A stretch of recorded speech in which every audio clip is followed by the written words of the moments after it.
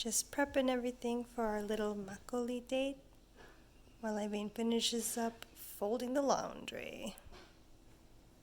Just made a quick little dipping sauce for the kimchi pancake and the scallion pancake.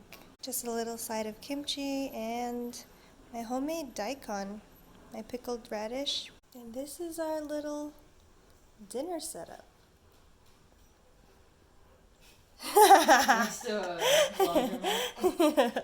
Next to the laundromat.